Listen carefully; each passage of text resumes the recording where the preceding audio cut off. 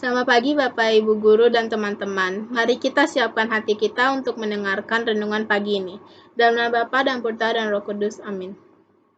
Bacaan diambil dari Timotius 4 ayat 12 sampai 16, Mazmur 111 ayat 7, 8, 9, dan 10, dan Lukas 7 ayat 36 sampai 50.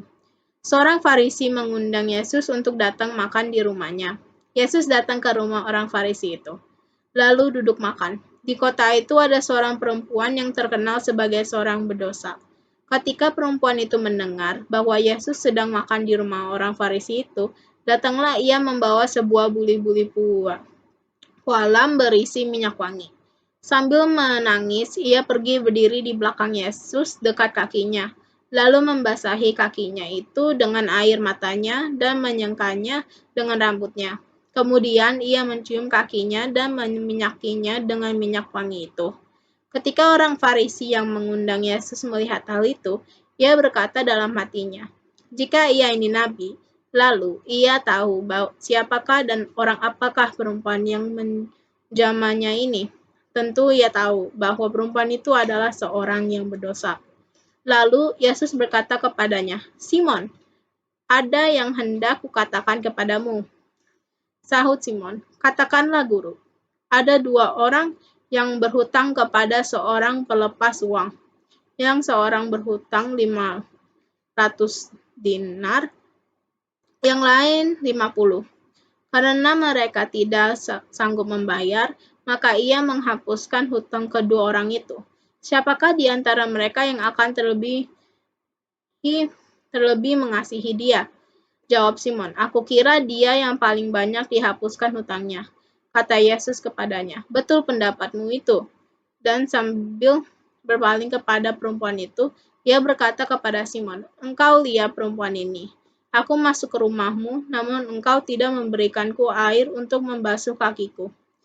Tetapi dia membasuhi kakiku dengan air mata dan menyengkanya dengan rambutnya. Engkau tidak mencium aku, tetapi sejak aku masuk, ia tiada henti-hentinya mencium kakiku. Engkau tidak meminyaki kepalaku dengan minyak, tetapi dia meminyaki kakiku dengan minyak wangi. Sebab itu aku berkata kepadamu, dosanya yang banyak itu telah diampuni, sebab ia telah banyak berbuat kasih. Tapi orang yang sedikit diampuni, sedikit juga ia berbuat kasih. Lalu ia berkata kepada perempuan itu, "Dosamu telah diampuni."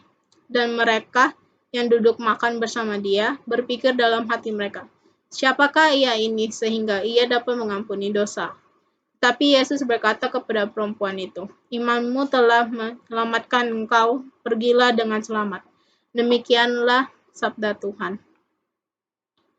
Ia sangat mencintai Kristus dan sambil berpaling kepada perempuan itu, ia berkata kepada Simon, "Engkau lihat perempuan ini. Aku masuk ke rumahmu, namun engkau tidak memberikanku air untuk membasuhi kakiku, tetapi dia membasahi kakiku dengan air mata dan menyengkanya dengan rambutnya."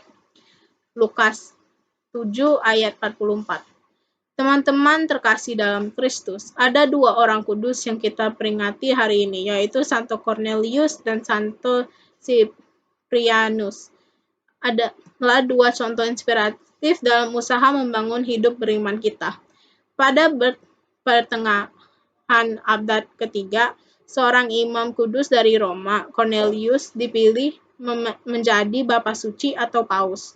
Pada tahun 251, Cornelius menerima tugas tersebut, oleh sebab ia sangat mencintai Kristus. Ia rela melayani gereja sebagai seorang paus meskipun pelayanannya itu membahayakan jiwanya. Karena itulah Paus Cornelius amat dikagumi di seluruh dunia. Teristimewa para uskup Afrika secara terang-terangan menyatakan cinta dan kesetiaan mereka kepada paus ini. Uskup Cyprianus dan ke Kartago mengirimkan kepada Bapa Suci surat-surat yang membangunkan semangat serta menyatakan dukungan umatnya. Cyprianus ditabiskan pada tahun 249 sebagai uskup. Dengan penuh semangat, Uskup Cyprianus membesarkan hati Paus Cornelius dengan mengingatkannya bahwa selama masa penganiayaan yang sedang berlangsung di Roma itu, tidak ada seorang umat Kristiani pun yang mengingkari imannya. Paus Cornelius wafat dalam pengasihan di pelabuhan Roma pada bulan September tahun 253. Oleh sebab itu, ia harus menanggung penderitaan yang luar biasa sebagai seorang paus. Maka ia dinyatakan sebagai martir. Cyprianus wafat 5 tahun kemudian. Dalam masa penganiayaan Valerianus, ia dipenggal kepalanya di Kartago pada tanggal 14 September 258. Kedua orang kudus ini diperingati sebagai martir karena mereka telah rela mengorbankan jiwa raganya karena cintanya kepada Kristus dan demi persatuan gereja. Peringatan keduanya dirayakan bersama-sama untuk mengingatkan kita akan pentingnya persatuan gereja. Persatuan gereja adalah tanda kehadiran Yesus Kristus yang adalah kepala gereja.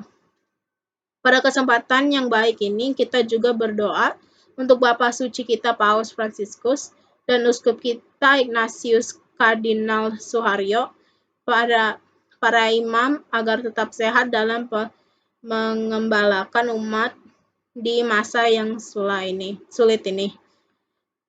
Kita juga mencintai Kristus dan gereja dengan cara menyediakan waktu yang cukup setiap hari untuk berdoa dan memuji, memuliakan Allah, membaca, merenungkan sabdanya, melakukan refleksi, pemeriksaan batin, hati nurani dengan jujur. Semoga dengan demikian kita semakin mengasihi Tuhan, mengasihi sesama, semakin terlibat dalam hidup bersama, dan hidup kita semakin menjadi berkat bagi sesama. Hari ini kita diajak untuk berefleksi. Apa yang sudah saya lakukan untuk mencintai Yesus Kristus dan gerejanya? Kita diajak untuk mewujudnyatakan melalui aksi kita.